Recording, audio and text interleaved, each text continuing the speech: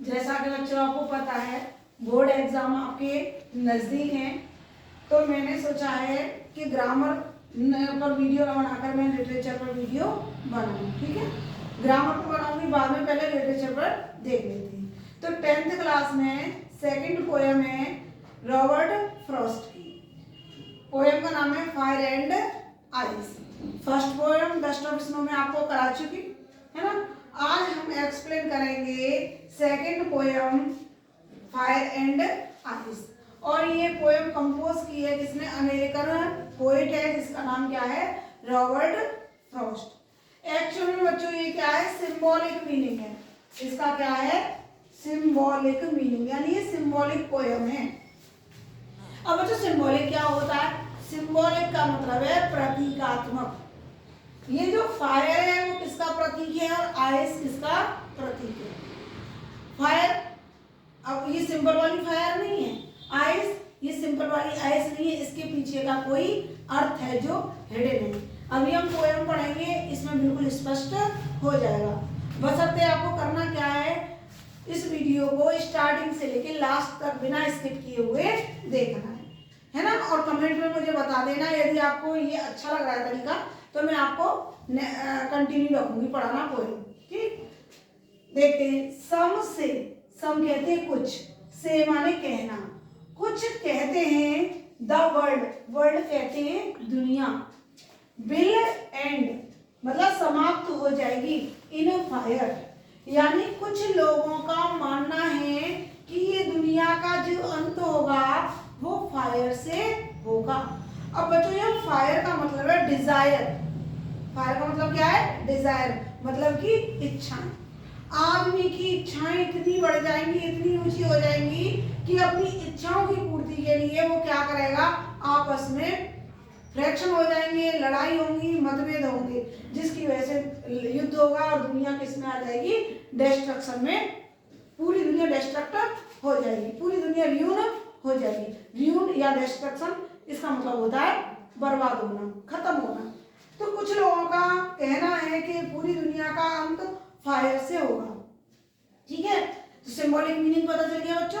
Fire का मतलब है डिजायर, इतनी ज्यादा पाने की इच्छा होगी कि इच्छा की वजह से आपस में लड़ेंगे और लड़ने का वजह से क्या होगा, दुनिया एंड हो जाएगा, दुनिया का एंड हो जाएगा।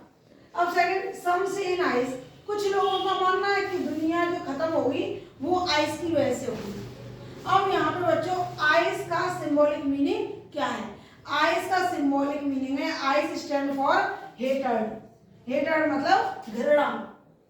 कुछ लोगों का मानना है कि दुनिया में इतनी घृणा बढ़ जाएगी, आपस में लोग इतनी घृणा करेंगे कि घृणा की वजह से एक दूसरे से बोलेंगे नहीं, बात नहीं करेंगे और इतनी लड़ाइयाँ होंगी कि इसका एक दिन एंड हो जाएगा। समझ आया? From what I have tasted of desire। अब यहाँ पोएट कह रहा है कि मेरा जहां तक मानना है, मैं मानता हूं कि दुनिया का एंड किसकी वजह से होगा, डिजायर यानी फायर की वजह से होगा। I hold with those who favour fire. Favour माने कहते हैं पक्ष, वैसे FAVOUR होता है बेटा, है ना। लेकिन पोएट को पोएटिक लाइसेंस मिला हुआ होता है कि वो तुक मिलाने के लिए किसी भी वर्ड मीनिंग को ट्विस्ट कर सकता है, जैसे DOES डज होता है ना। अपनी राइम यानी तुकांत मिलाने की वजह से वो डथ भी लिख सकता है ना। तो यहाँ फेवर का मतलब है पक्ष में। I had with those who favour fire, मैं उन लोगों के पक्ष में हूँ जो ये कहते हैं कि दुनिया का विनाश फायर की वजह से होगा। But if it had to perish twice, है ना, मैंने आपको बताया था हैड टू का मतलब है होना था या होना है। तो बट लेकिन यदि इसको दो बार पेरिस कहते हैं, समाप्त होना। पेरिस का मतलब क्या है, समाप्त होना। यदि इसको दो बार समाप्त होना है तो ये किसके लिए आया बेटा, यह है वर्ल्ड के लिए, दुनिया के लिए। यदि दुनिया दो बार नष्ट होगी तो I think I know enough of hate, तो इसके लिए हेट भी काफी है। उसके लिए क्या काफी है, हेट यानी घृणा। पहले बताया डिजायर, वो डिजायर की फेवर में हो गया। अब दूसरा कह रहा है कि यदि दोबारा में खत्म हुई तो वो हेट है। तो मैं मैं जानता हूँ, समझता हूँ।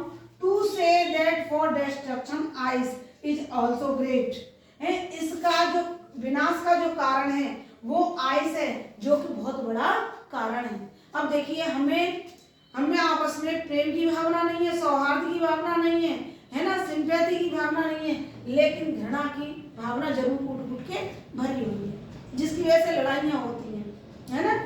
तो ये क्या करा, to say that for destruction ice is also great. ये डिस्ट्रक्शन कहते हैं विनाश। डिस्ट्रक्शन का मतलब क्या है, विनाश। विनाश का जो कारण है आइस है, जो कि काफी हद तक जाता है। एंड वुड सफाइस, सफाइस कहते हैं पर्याप्त। सफाइस का मतलब क्या है, पर्याप्त।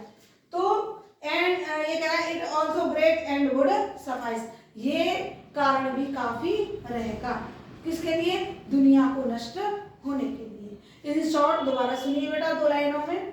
ये सिंबॉलिक मीनिंग है। फायर का मतलब है डिजायर और आइस का मतलब है हेटर, है ना। पहली स्ट्रिंग में उसने बताया कि दुनिया जो समाप्त होगी वो किसकी वजह से होगी, फायर की वजह से होगी। दूसरे में उसने बताया लास्ट में कि यदि दुनिया दोबारा में नष्ट होगी तो किसकी वजह से होगी, हेटर की वजह से होगी। आई होप स्टूडेंट्स ये आपको समझ में आ गया होगा। और पोएट का नेम, पोएम का नेम जरूर याद कर लेना, क्योंकि 1 नंबर का आता है। राइमिंग में आपको बता ही चुकी हूँ, है ना। जैसे डिजायर, फायर, आइस, है ना, इनमें तुक लगा देना। जैसे आइस है, आइस का ट्वाइस है ना। फायर है, डिजायर है। ये राइमिंग आप निकाल लेना, मैंने आपको फर्स्ट पोएम में सिखा दी। ठीक, अब कल हम नेक्स्ट पोएम के साथ मिलते हैं, ठीक है।